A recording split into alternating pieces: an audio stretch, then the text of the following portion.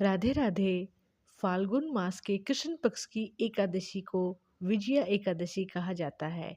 2026 में यह व्रत 13 फरवरी शुक्रवार के दिन किया जाएगा। इसका पारण अगले दिन यानी 14 फरवरी 2026 को शनिवार की सुबह 6:35 से 8:52 बजे के बीच किया जाएगा। विजया एकादशी का व्रत महाशिवरात्रि से पहले किया जाता है। इस व्रत का संबंध भगवान श्री राम से है।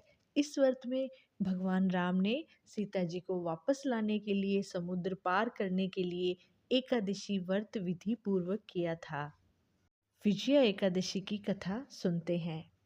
नारद मुनि ने कहा, हे ब्रह्मा जी, फाल्गुन मास के कृष्ण पक्ष की एकादशी का क्या नाम है तथा उसकी विधि क्या है, आप मुझे इसके बारे में बताइए। ब्रह्मा जी ने कहा कि नारद सुनो, फाल्गुन मास के कृष्ण पक्ष की एकादशी को विजया एकादशी कहते हैं। यह एकादशी पापों का नाश करने वाली है। विजया नाम की एकादशी राजाओं को विजय प्रदान करती है, इसमें तनिक भी संदेह नहीं है। बहुत पहले की बात है, भगवान श्री रामचंद्र जी 14 वर्षों के लिए वन में गए और पंचवटी में माता सीता और लक्ष्मण के साथ रहने लगे। वहां रहते समय रावण ने चपलतावश श्री राम की तपस्विनी पत्नी सीता को हर लिया। उस दुख में श्री राम व्याकुल हो उठे। उस समय सीता की खोज करते हुए वे वन में घूमने लगे। कुछ दूर जाने पर उन्हें जटायु मिले, जिनकी आयु पहले ही समाप्त हो चुकी थी। इसके बाद उन्होंने वन के भीतर कई राक्षसों का वध किया। फिर सुग्रीव के साथ उनकी मित्रता हुई। तत्पश्चात श्री राम के लिए वानरों की सेना बनी। हनुमान जी ने लंका के उद्यान में जाकर सीता माँ का दर्शन किया और उन्हें श्री राम की चिन्ह स्वरूप मुद्रिका भेंट करी। वहां से वापस आकर वे श्री रामचंद्र जी से मिले और लंका की खबर बताई। हनुमान जी की बात सुनकर श्री राम ने सुग्रीव की अनुमति से लंका पर प्रस्थान किया और समुद्र के किनारे पहुंचकर उन्होंने लक्ष्मण से कहा कि किस पुण्य से इस समुद्र को पार किया जा सकता है। मुझे कोई ऐसा उपाय दिखाई नहीं दे रहा जिससे इसको सुगमता से मैं पार कर पाऊं। लक्ष्मण बोले, महाराज, आप ही आदिदेव और पुराण पुरुष पुरुषोत्तम हैं। आपसे क्या छिपा हुआ है। यहाँ द्वीप के भीतर बकदालव्य नामक मुनि रहते हैं। थोड़ी दूरी पर उनका आश्रम है। उनके पास जाकर इसका उपाय पूछना चाहिए। ऐसा सोचकर वो महामुनि बकदालव्य से मिलने के लिए गए। वहां पहुंचकर उन्होंने मस्तक झुकाकर मुनि को प्रणाम किया। उन्होंने पूछा कि श्री राम, आपका यहाँ कैसे आना हुआ।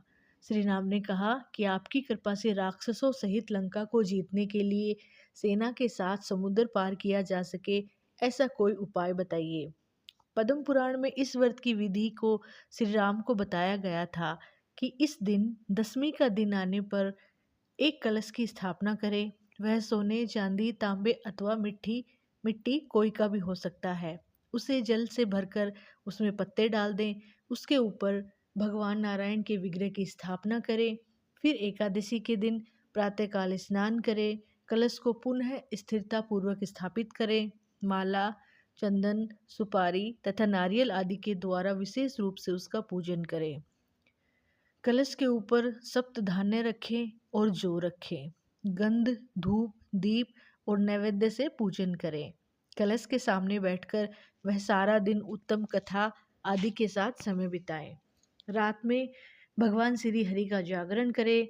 अखंड व्रत करना चाहते हैं तो घी का दीपक जलाए। फिर द्वादशी के दिन सूर्योदय होने पर उस कलश को किसी जलाशय के पास, नदी, झरने या पोखर में स्थापित करें। उसके बाद उसकी विधिवत पूजा करके देव प्रतिमा सहित उस कलश को ब्राह्मण को दान कर दे। कलश के साथ ही और भी दान देना चाहिए।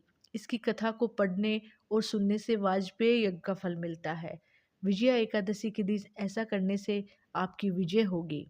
ब्रह्मा जी कहते हैं कि नारद श्री रामचंद्र जी ने मुनि के कहे अनुसार विजया एकादशी का व्रत किया। उस व्रत को करने से श्री रामचंद्र जी विजयी हुए। उन्होंने रावण को मारा, लंका पर विजय पाई और सीता जी को पाया। जो भी इस विधि से इस व्रत को करते हैं उन्हें इस लोक में विजय प्राप्त होती है। उनका परलोक भी अक्षय बना रहता है।